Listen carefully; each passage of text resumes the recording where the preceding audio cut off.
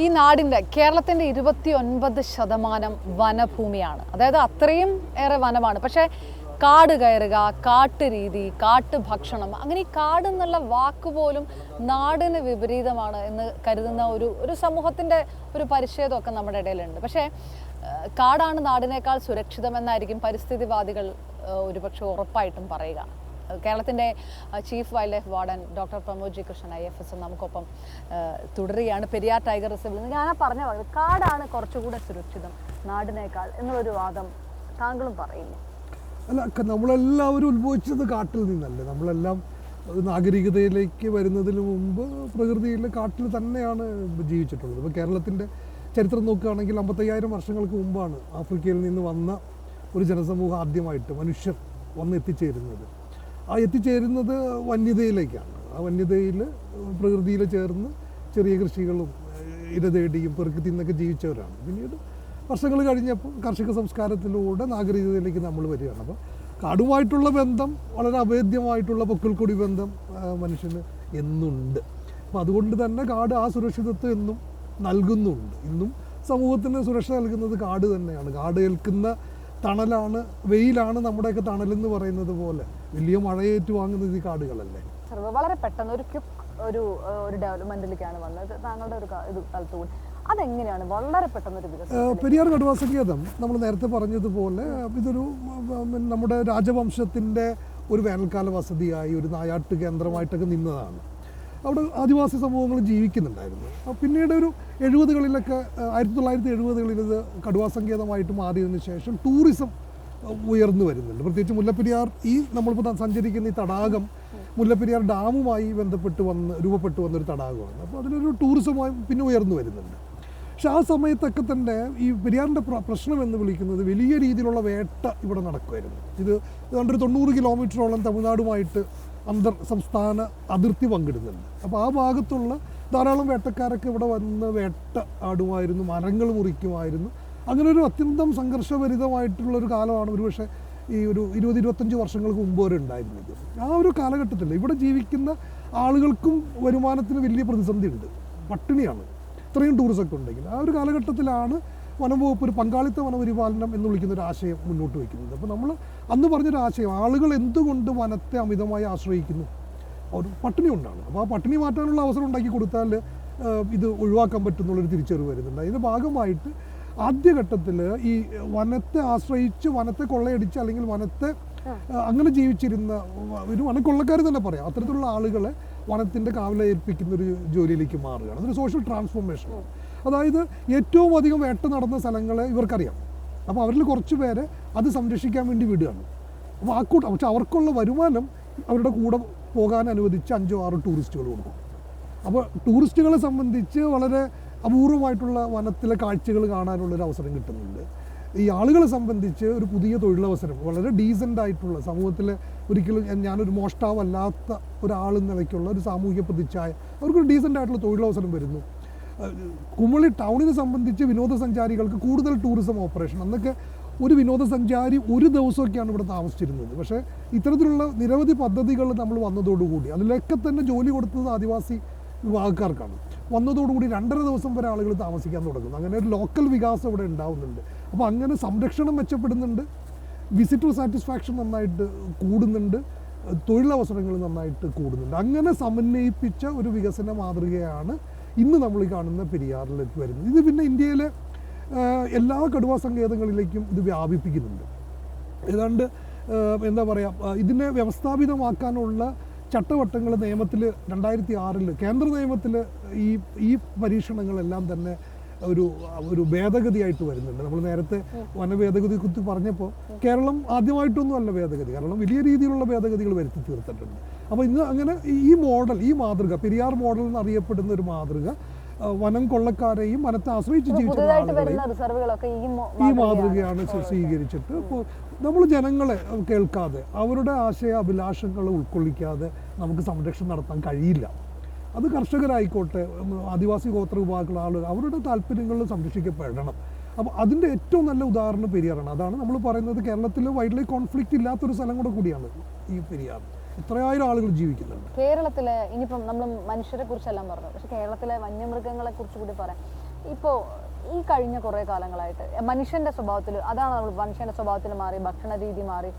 ഇത് മൃഗങ്ങൾക്കും സംഭവിച്ചിട്ടുണ്ടോ? അങ്ങനെ സ്പെസിഫിക് ആയിട്ട് പറയാനുള്ള മൃഗങ്ങളുടെ സ്വഭാവത്തിലും കാലാവസ്ഥയ്ക്കനുസരിച്ച്, കാലാവസ്ഥാ വ്യതിയാനങ്ങൾക്കനുസരിച്ച് പ്രകൃതിയിൽ വരുന്ന മാറ്റങ്ങൾ മൃഗങ്ങൾക്കും വരുന്നതായിട്ടുള്ള ഒബ്സർവേഷൻസ് ഒക്കെ ഉണ്ട്. ഇപ്പോൾ ഒരു ഉദാഹരണം പറഞ്ഞു, നമ്മളിപ്പോൾ നിൽക്കുന്ന ഈ പ്രദേശം ഏതാണ്ട് ഒരു 1000 ചതുരശ്ര കിലോമീറ്റർ, 925 ഓളം ചതുരശ്ര കിലോമീറ്റർ വരുന്ന പെരിയാർ കടുവാ സങ്കേതം, പിന്നെ ഇതിന് തൊട്ടടുത്ത് കിടക്കുന്ന വനപ്രദേശം റാന്നി, വലിയൊരു ഭൂഭാഗമാണ് ഇത്. ഒരു പക്ഷേ പശ്ചിമഘട്ടത്തിലെ ഏറ്റവും മികച്ച ജൈവ സമ്പന്നമാർന്ന ഒരു പ്രദേശമാണ്. എത്രയോ കണക്കിന് ജീവജാലങ്ങളാണ് ഇവിടെ കോടാനുകോടി വർഷങ്ങളുടെ പരിണാമത്തിലൂടെ ഉയർത്ത് വന്നിരിക്കുന്നത്. അതിൽ ആ പരിണാമത്തിൻ്റെ ഒരു നിയമമാണ് മാറി വരുന്ന സാഹചര്യങ്ങൾക്കനുസരിച്ച് അഡാപ്റ്റ് ചെയ്യുക എന്നുള്ളത്. അത് മൃഗങ്ങൾ ചെയ്യുന്നുണ്ട്. ഒരു ഉദാഹരണത്തിന് ഇപ്പോൾ നമ്മൾ പണ്ടൊക്കെ നമ്മൾ പഠിക്കുന്ന കാലഘട്ടങ്ങളിലൊക്കെ, ഞങ്ങളൊക്കെ വിദ്യാർത്ഥികളായിരിക്കുമ്പോൾ വനശാസ്ത്രം പഠിക്കുന്ന കാലത്ത് പറഞ്ഞിട്ടുള്ളൊരു കാര്യമാണ് ഈ ടെറിട്ടറി. കടുവകൾ കൃത്യമായിട്ട് ഇങ്ങനെ ടെറിട്ടറി മാർക്ക് ചെയ്യുന്നൊക്കെ പറയുന്നുണ്ട്. അതൊരു പ്രദേശത്ത് അത് ഓരോ കാടിനനുസരിച്ച് മാറും. ചിലത് വലിയ ടെറിട്ടറി ആയിരിക്കും, ചിലത് ചെറിയ ടെറിട്ടറി ആയിരിക്കും. പക്ഷെ ഇന്ന് പക്ഷെ നമ്മൾ കാണുന്നുണ്ട് കൂട്ടം കൂടി വരുന്ന കടുവകൾ വരുന്നതായിട്ട് നമ്മൾ കാണുന്നുണ്ട്. ടെറിട്ടറിയുടെ അതിർവരമ്പുകളൊക്കെ മായ്ച്ചുകൊണ്ട് കടുവകൾ സഞ്ചരിക്കുന്നതായിട്ട് നമ്മൾ കാണുന്നുണ്ട്. ഇതൊരു പുതിയ ഒരു ഒരു ഒരു ഒരു പ്രതിഭാസമാണ്. അപ്പോൾ അതൊരു ഏറ്റവും പ്രകടമായിട്ട് അതൊരു ഒരുപക്ഷെ കാലാവസ്ഥയ്ക്ക് അനുസരിച്ച് അല്ലെങ്കിൽ മാറി വരുന്ന സാഹചര്യങ്ങൾക്കനുസരിച്ച് മൃഗങ്ങൾ അഡാപ്റ്റ് ചെയ്യുന്ന ഒരു രീതിയാണ്. ആനകളല്ല നമ്മളിപ്പോൾ അടുത്ത കാലത്ത് കാണുന്ന ഒരു പ്രതിഭാസം എന്ന് വിളിക്കുന്നത്. പണ്ടൊക്കെ വലിയ കൂട്ടങ്ങളെ കാണുമായിരുന്നു, കാട്ടിൽ പോയി കഴിഞ്ഞാൽ 40-50 കാണുമായിരുന്നു. ഇന്ന് പക്ഷെ പല സ്ഥലങ്ങളിലും നമ്മൾ ചെറിയ കൂട്ടങ്ങളാണ് കാണുന്നത്. ആനകളുടെ കൂട്ടം ചെറുതാവുന്നു. പണ്ടൊക്കെ ആ വലിയ കൂട്ടങ്ങളെ നയിച്ചിരുന്നത് ഒരു അമ്മയാനയാണ്. നമ്മുടെയൊക്കെ കൂട്ടുകുടുംബ വ്യവസ്ഥയിൽ ഒരു ഒരു അമ്മ നയിക്കുന്നത് പോലെ കുട്ടികളൊക്കെ ഈ പറയുന്ന അച്ചടക്കം പഠിപ്പിക്കുന്ന അടക്കമുള്ള കാര്യങ്ങൾ ഇവർ ചെയ്യാൻ. ഇന്നത്തെ പക്ഷേ ചെറിയ കൂട്ടങ്ങളാവുന്നു. ചെറിയ കൂട്ടങ്ങളാവുമ്പോൾ ഉള്ളൊരു പ്രശ്നം എന്ന് വിളിക്കുന്നത്, നമ്മൾ കാണുന്നൊരു സ്വഭാവത്തിൽ കാണുന്ന വ്യത്യാസം, ഈ ചെറിയ കുട്ടിയാനകളെ കടുവ പിടിക്കുന്നത് പോലുള്ള സംഭവങ്ങൾ വർദ്ധിക്കുന്നുണ്ട്. വലിയ കൂട്ടമാകുമ്പോൾ വലിയ പ്രൊട്ടക്ഷൻ കിട്ടും. പക്ഷെ ചെറിയ കൂട്ടത്തിൽ പക്ഷെ അത്രയും പ്രൊട്ടക്ഷൻ ഈ കുട്ടിയാനകൾക്ക് പലപ്പോഴും കിട്ടാറില്ല. അപ്പോൾ അതുകൊണ്ട് തന്നെ അടുത്ത കാലത്തായിട്ട് കുട്ടിയാനകളുടെ മരണവുമായി ബന്ധപ്പെട്ട് നമ്മൾ പഠിക്കുമ്പോൾ ഈ പ്രിഡേഷൻ കൂടുന്നതായിട്ട് കാണാൻ പറ്റും. ഇത് ചില ശാസ്ത്രജ്ഞന്മാർ പറയുന്നത് നമ്മുടെ കാട് തുരുത്തുവൽക്കരിക്കപ്പെടുന്നതിൻ്റെ ഒരു ഉദാഹരണം കൂടിയാണെന്ന് പറയും. ഏത് പ്രതിഫലനം കൂടിയാണെന്ന് പറയും. ഈ ആനകളുടെ ഈ ഗ്രൂപ്പ് സൈസ് മിക്കവാറും കേസുകളിൽ ഒരു ആന വളരെ ഒരു സാമൂഹ്യ ജീവിയാണ്. ഈ ജീവിയുടെ ഒരു സാധാരണഗതിയിൽ ഒരു അമ്മ, ഒരു മാട്രിയാർക്ക്, ഒരു അമ്മ പ്രായം ചെന്ന, അത് ചില കേസുകളിൽ പുതിയ സ്വഭാവങ്ങൾ നമ്മൾ കാണുന്ന ചില കേസിൽ ഓൾ ബാച്ചിലർ ഹെഡ് എന്നൊക്കെ പറയും. ഓൾ മെയിൽ ഗ്രൂപ്പുകൾ ഫോം ചെയ്യുന്നതായിട്ട് കാണാറുണ്ട് ഇപ്പോൾ. അപ്പോൾ അത്തരത്തിലുള്ള എല്ലായിടത്തൊന്നും അല്ല, ചെറിയ ഗ്രൂപ്പുകളിൽ പ്രത്യേകിച്ച് ഈ ക്രോപ്പ് റൈഡിങ്ങിനൊക്കെ പോകുന്നത് എന്താ പറയുക, കുറച്ച് അത്ര ആനകൾ മാത്രം ഗ്രൂപ്പ് ചേർന്നിട്ടൊക്കെ ബോയ്സ് പോകുന്നുള്ളൂ. അത് വിളിക്കുന്നത് അങ്ങനെ തന്നെ പുതിയ. അത് അടുത്ത കാലത്ത് കൂടുതലായിട്ട് അതിനെ നിരീക്ഷിക്കപ്പെടുന്നുണ്ട്. സെക്ഷുവാലിറ്റി ആയിട്ട് അത്തരം കാര്യങ്ങൾ അങ്ങനെ ശാസ്ത്രീയമായിട്ടൊന്നും നിരീക്ഷിക്കപ്പെട്ടിട്ടൊന്നുമില്ല. നേരത്തെ പറഞ്ഞ പോലെ ഒരു എന്താ പറയുക, ഒരു അഡോളസൻസിലേക്ക് എത്തുന്നതിന് തൊട്ട് മുമ്പുള്ള ഒരു റിസ്ക് ഷെയറിങ് ബിഹേവിയറാണ്.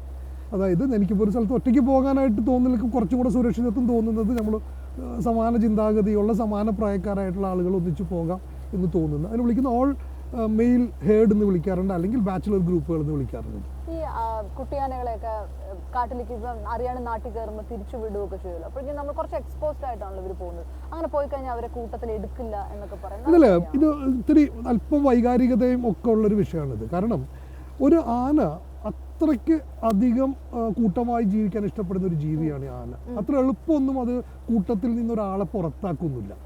അപ്പോൾ ഈ ആനയെ കുറിച്ച് പഠിക്കുന്ന ആളുകൾ പറഞ്ഞത്, ഏതെങ്കിലും ഒരു കുട്ടി ആനയെ എന്തു വിധേനയും സംരക്ഷിക്കാൻ ശ്രമിക്കുന്ന ഒരു കുട്ടി ആനയെ ഒരു ആന പുറന്തള്ളണമെന്നുണ്ടെങ്കിൽ, ആനക്കൂട്ടം പുറന്തള്ളണമെന്നുണ്ടെങ്കിൽ അതിന് എന്തെങ്കിലും ഒരു കാരണം ഉണ്ടാവുന്നതാണ്. അത് പലപ്പോഴും ശാസ്ത്രജ്ഞന്മാർ പറഞ്ഞ് അതിന് എന്തെങ്കിലും അസുഖം കാണും. അപ്പോൾ അതൊരു പ്രകൃതി നിർദ്ധാരണം, നാച്ചുറൽ സെലക്ഷൻ്റെ ഭാഗമായിട്ട് ഒഴിവാക്കുന്നതെന്ന് പറയും. ഇപ്പോൾ നമ്മൾ കാട്ടിൽ പോയി കഴിഞ്ഞാൽ നമ്മൾ എന്താ പറയുക, ഒരു വീൽ ചെയറിലൊന്നും ഒരു മൃഗത്തെയും കാണാൻ പറ്റില്ല. അവിടെ സർവൈവൽ ഓഫ് ദി ഫിറ്റസ്റ്റ് ആണ്. അപ്പോൾ അങ്ങനെ ഒഴിവാക്കുന്നതാണെന്ന് പറയാറുണ്ട്. ചിലത് അസുഖം ബാധിച്ചതായിരിക്കും. അപ്പോൾ അതുകൊണ്ട് തന്നെ നമ്മൾ അതിനെ തിരിച്ച് ആനക്കൂട്ടത്തോട് ചേർക്കാൻ ശ്രമിക്കുന്ന സമയത്ത് ചില സമയത്ത് മിക്കവാറും അതെന്ത് ചെയ്യില്ല, എടുക്കാനുള്ള കൂട്ടത്തോട് വീണ്ടും ചേർക്കാനുള്ള സാധ്യത. അപ്പോൾ അതൊരു വളരെ ഒരു എന്താ പറയുക സങ്കടകരമായിട്ടുള്ള കാര്യമാണ് ഇപ്പോഴത്തെ അവസ്ഥയിൽ. നമ്മളിപ്പോൾ എല്ലാം ഈ കുട്ടിയാനെ മറ്റേ കിണറ്റിൽ നിന്ന് രക്ഷിച്ചു, അല്ല, രണ്ട് കാര്യം. കിണറ്റിൽ വീഴുന്നത് അതൊരു അപകടം, അങ്ങനെയുള്ളതിനൊക്കെ എടുക്കാറുണ്ട്. അതല്ലാതെ തന്നെ ചിലപ്പോൾ സ്വാഭാവികമായിട്ട് പുറന്തള്ളുന്നുണ്ട്. അപ്പം നമ്മൾ പരമാവധി അതിൻ്റെ കൂട്ടം ചേർക്കാൻ തന്നെ നോക്കുക.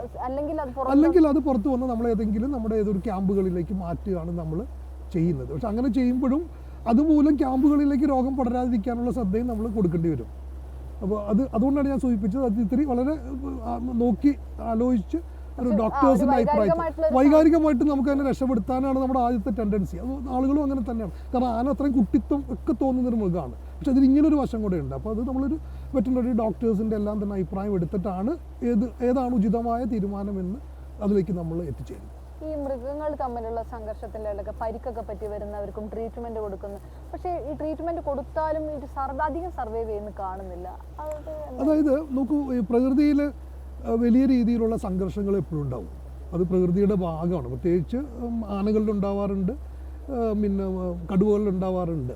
അപ്പോൾ അതിൽ നമ്മളൊക്കെ ഒരു അനുഭവം കാണിക്കുന്നത് കടുവകളുടെ കാര്യത്തിൽ ഈ ഇൻഫൈറ്റിങ്ങിൽ 50% മോർട്ടാലിറ്റി ഓൺ ദ സ്പോട്ടിൽ. അത് വളരെ വളരെ രൂക്ഷമായ സംഘർഷമാണ്. ഒരു 50% കേസിലൊക്കെ അത് വളരെ മാരകമായിട്ടുള്ള മുറിവ് പറ്റിയിട്ട് അത് വെടിയിലേക്ക് വരും. മിക്കവാറും പ്രായാധിക്യം വന്ന കടുവകളും ആയിരിക്കും അത്. അപ്പോൾ അതുകൊണ്ട് തന്നെ നമ്മൾ ട്രീറ്റ് ചെയ്താൽ ചിലതൊക്കെ മരിച്ചു പോയിട്ടുണ്ട്, പക്ഷേ സർവൈവ് ചെയ്തതും ഉണ്ട്. ഇപ്പോൾ നമ്മുടെയൊക്കെ ക്യാപ്റ്റിവിറ്റിയിൽ കുറച്ച് കടുവകളൊക്കെ കിടക്കുന്നത് ഇത്തരത്തിൽ രക്ഷപ്പെട്ട് വന്നിട്ടുള്ള ട്രീറ്റ് ചെയ്ത് രക്ഷപ്പെടുത്തിയിട്ടുള്ള ഒരു കടുവകളാണ്. അത് നമ്മുടേതായിട്ടുള്ളൊരു ധാർമ്മികത കൊണ്ട് നമ്മൾ സംരക്ഷിക്കുന്ന മൃഗങ്ങളാണ്. അങ്ങനെ വന്യജീവി ഇപ്പം മരണപ്പെട്ട് കണ്ടു കഴിഞ്ഞാൽ അതിന്റെ പോസ്റ്റ്മോർട്ടം ഒക്കെ നടത്തുമല്ലോ വനംവകുപ്പ്. അപ്പോൾ അതിലെന്തെങ്കിലും വ്യത്യാസമുള്ള പാറ്റേൺ എന്തെങ്കിലും ശ്രദ്ധിക്കപ്പെട്ടിട്ടുണ്ടോ ഈയിടെയായിട്ട്?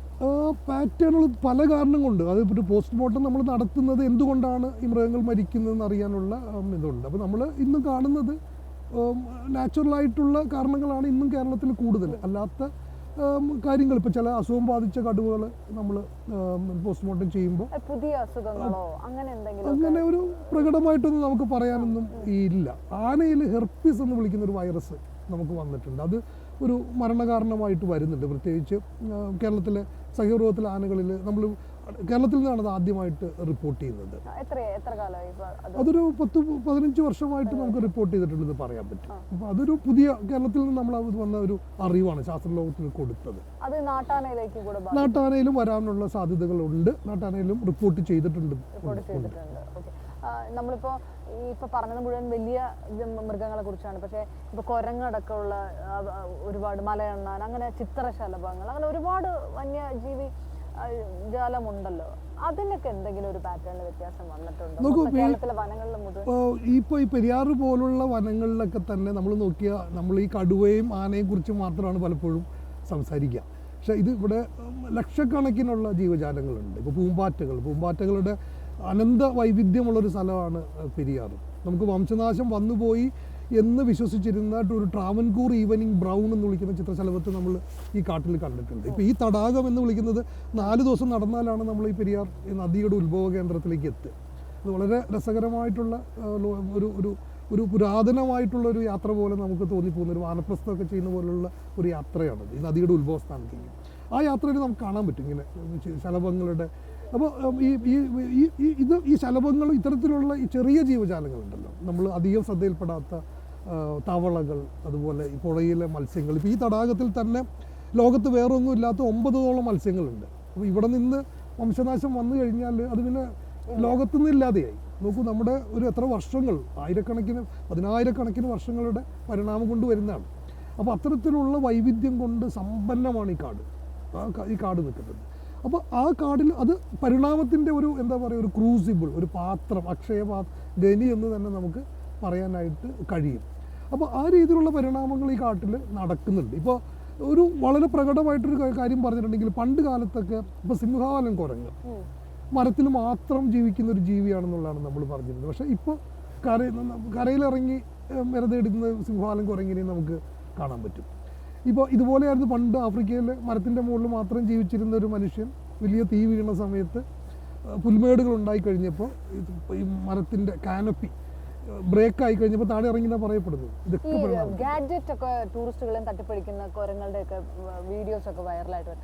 അപ്പം മനുഷ്യനോട് പിന്നെ അടുത്ത് നിൽക്കുന്ന മൃഗം എന്ന രീതിയിൽ അവരുടെയും ആ ഒരു തിങ്കിങ് പാറ്റേണിനകത്തൊക്കെ ഭയങ്കര ഡിഫറൻസ് ഉണ്ടാവാം. നമ്മൾ ഇപ്പോൾ പ്രത്യേകിച്ച് ടൂറിസവുമായി ബന്ധപ്പെട്ട പ്രദേശങ്ങളിലൊക്കെ തന്നെ ഇടപഴകുന്ന ജീവികൾ, പ്രത്യേകിച്ച് കുരങ്ങ് പോലുള്ള ജീവികൾ ഇത്തരത്തിലുള്ള ചില അബറേഷൻസ് കാണിക്കാറുണ്ട്. നമ്മളുമായിട്ടുള്ള അത് നമ്മുടെ ഭാഗത്തും കുറച്ച് തെറ്റൊക്കെ ഉണ്ട്. നമ്മളിതിന് ഭക്ഷണം കൊടുക്കാൻ കൗതുകമാണ്.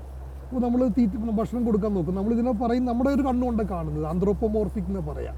നമ്മുടെ കണ്ണ് അതിനെ ആരോപിക്കുകയാണ്. നമുക്ക് ഇഷ്ടപ്പെട്ട ഭക്ഷണം ഇതിന് താല്പര്യമായിരിക്കും എന്നുള്ളൊരു അസംഷനിൽ കൊടുക്കുക. പക്ഷെ അങ്ങനെ കൊടുത്ത് ശീലിക്കുന്നതിലൂടെ പലപ്പോഴും ചില ഇത്തരത്തിലുള്ള കുസൃതികളും കുറുമ്പുകളും അത്ര നല്ല പ്രവണതകളല്ലാത്ത കാര്യങ്ങൾ ഇവർ ശീലിക്കും. അത് ഭക്ഷണ രീതിയുടെ ആണോ അതോ നമ്മൾ ഫീഡ് ചെയ്യുന്നതിന്റെ രണ്ടും വരും. ഭക്ഷണം അതായത് നമ്മളെ നാട്ടിൽ നോക്കും, ഇപ്പോൾ ഒരു ജീവിയെ സംബന്ധിച്ച് ന്യൂട്രീഷൻ എന്ന് വിളിക്കുന്നത് വളരെ പ്രധാനപ്പെട്ട. അപ്പോൾ അത് എവിടെ നിന്ന് കിട്ടുന്നുള്ളത് നോക്കുന്നത്. ഇപ്പോൾ പല കുരങ്ങുകളും ഇപ്പോൾ ഈ പറയുന്ന പല സ്ഥലങ്ങളിലും കാണുന്ന നമ്മുടെ നാട്ടിൻ പുറങ്ങളിൽ വന്ന പല കുരങ്ങുകളും കാട്ടിൽ നിന്ന് പുറത്തിറങ്ങി വന്ന കുരങ്ങൊന്നുമല്ല, ഇവിടെ തന്നെ ജനിച്ച് ജീവിച്ച് മരിച്ചു പോകുന്ന കുരങ്ങുകൾ. അപ്പോൾ കാട്ടിലെ ഭക്ഷണമൊന്നും ഇവർ കണ്ടിട്ടുണ്ടാവില്ല. ഇവരാകെപ്പാട് ശീലിച്ചിരിക്കുന്നത് ഇപ്പോൾ നമ്മൾ കൊടുക്കുന്ന ഹൈലി ന്യൂട്രീഷ്യസ് ആയിട്ടുള്ള ആധുനിക ഭക്ഷണങ്ങളാണ്. അപ്പോൾ അതുകൊണ്ട് തന്നെ ഇതിനെ പിടിച്ച് തിരിച്ച് കാട്ടിക്കൊണ്ടാക്കിയാലും പുറത്തിറങ്ങി വരേണ്ട കാരണമൊക്കെ, കാരണം കാടുമായിട്ട് പഴകിയിട്ടൊന്നും ഉണ്ടാവില്ല. അപ്പോൾ അതുകൊണ്ട് ഇതൊരു ജീവിതശൈലിയുടെ പ്രശ്നം കൂടിയുണ്ട്, ഭക്ഷണ രീതിയുടെ പ്രശ്നവും ഇതിനകത്ത് വരുന്നുണ്ട്. അതിനുള്ള ഒരു പരിഹാര മാർഗം, പല പരിഹാര മാർഗങ്ങളും ഒന്ന് നമ്മൾ അത്തരം ശീലങ്ങളെ നിരുത്സാഹപ്പെടുത്തണം എന്നുള്ളതാണ്. അപ്പോൾ നമ്മൾ ഈ കടുവാ സങ്കേതത്തിലൊക്കെ വരുമ്പോൾ നമ്മളത് പറയാറുണ്ട്, ഒരിക്കലും ഡോണ്ട് ഫീഡ് മങ്കീസ് എന്ന് പറയുന്നതിൻ്റെ പ്രധാനപ്പെട്ട കാര്യം ഈ ഒരു കാഴ്ചപ്പാടിൽ നിന്ന്. ഒരു 25 വർഷത്തിന് ശേഷം കേരളത്തിലെ കാടുകളുടെ ഭാവി, ആരോഗ്യം, ഇതൊക്കെ അപ്പോഴേക്കും ഈ ഒരു ഫീൽഡിൽ നിന്ന് താങ്കൾ മാറുന്നൊരു സമയം എങ്ങനെയാണ് അതിനെ ഒന്ന് കാണുന്നത്, പ്രതീക്ഷിക്കുന്നത്, ആഗ്രഹിക്കുന്നത്? എനിക്ക് ഏറ്റവും നമ്മുടെ കേരളത്തിൻ്റെ വളരെ നിർണായകമായിട്ടുള്ള ഒരു 25 വർഷമാണ് ഇനി വരാനിരിക്കുന്നത്. ഒന്ന്, പാരിസ്ഥിതികമായിട്ട് വലിയ വ്യത്യാസങ്ങൾ വരുന്നുണ്ട് കേരളത്തിൽ. ഒന്ന്, നമ്മുടെ മഴയുടെ സ്വഭാവം മാറും, അതിതീവ്ര മഴയാവും, വരൾച്ച കൂടുന്നുണ്ട്, പക്ഷെ പച്ചപ്പ് കൂടും. ഇങ്ങനത്തെ ഒരു പ്രതിഭാസമുണ്ട് നമ്മുടെ നാട്ടിൽ. നമ്മുടെ ജനസംഖ്യയിൽ വലിയ മാറ്റങ്ങൾ വരുന്നുണ്ട്. വയസ്സായ ആളുകളുടെ ഇത് കൂടുന്നു. നമ്മുടെ പുതിയ തലമുറ പലപ്പോഴും വിദേശ രാഷ്ട്രങ്ങളിലേക്ക് നമ്മുടെ നാട്ടിൽ നിന്ന് പോകുന്ന ഒരവസ്ഥ വരുന്ന സമയത്ത് നമ്മുടെ സമ്പദ്ഘടനയിലേക്ക് ഉണ്ടാകാൻ പോകുന്ന വലിയ മാറ്റങ്ങളുണ്ട്. അപ്പോൾ ആ ഒരു കാലഘട്ടത്തിൽ നമ്മൾ അതേസമയം തന്നെ നേരത്തെ പറഞ്ഞ പോലെ നമ്മുടെ ഈ മനുഷ്യരും വന്യജീവികളും തമ്മിലുള്ള ആ ഒരു ഇടപെടൽ ചില ഈ പറയുന്ന സംഘർഷാത്മകം എന്ന് വിളിക്കാവുന്ന രീതിയിലേക്ക് മാറുന്ന ഒരു കാലം വരുന്നു. അത്തരത്തിലുള്ള സംഭവങ്ങൾ നമ്മുടെ നാട്ടിൽ നിലനിൽക്കുന്നു.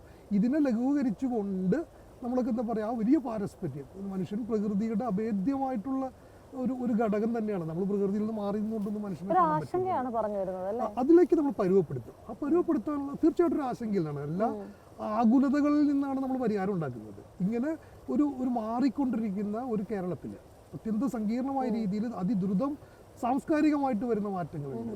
നമുക്ക് രാഷ്ട്രീയപരമായിട്ട്, മതപരമായിട്ട്, ജനസംഖ്യാപരമായിട്ട് വരുന്ന മാറ്റങ്ങളുണ്ട്. നമ്മുടെയൊക്കെ ചിന്തകളിൽ വരുന്ന മാറ്റമുണ്ട്. അതിലേക്ക് നമ്മുടെ സമൂഹത്തെ ഒരു നല്ല രീതിയിൽ പരുവപ്പെടുത്തിയെടുക്കുക. കാരണം എന്താണെന്ന് അറിയുമോ, ഇതൊരു സമഭാവനയാണ്. നമ്മുടെ കേരളത്തിൻ്റെ നവോത്ഥാനം, കേരള മോഡൽ എന്നൊക്കെ പറയുന്നത് എന്താ, നമ്മൾ ഒരു വളരെ അത്യന്തം സങ്കീർണമായ ഒരു ശ്രേണീബദ്ധമായ ഒരു അസമത്വത്തിൽ നിന്ന് നമ്മളെല്ലാവരും കൂടി നടന്നെത്തിയതാണ് ഇന്നത്തെ നമ്മുടെ നവോത്ഥാനം. അതൊരു സമാധാന വാസന കൂടിയാണ്. ആ സമാധാനം കെടുക്കുന്ന ഒന്നും നമ്മൾ വെച്ച് പൊറുപ്പിക്കാൻ പാടില്ല. അതിന് നമ്മൾ പരിഹരിക്കണം. ഇപ്പോൾ മനുഷ്യ വന്യജീവി സംഘർഷം എന്ന് വിളിക്കുന്നത് കേരളത്തിൻ്റെ ക്രമസമാധാനത്തെ ബാധിക്കുന്ന പ്രശ്നമാണെങ്കിൽ അത് ഒഴിവാക്കണം നമ്മൾ.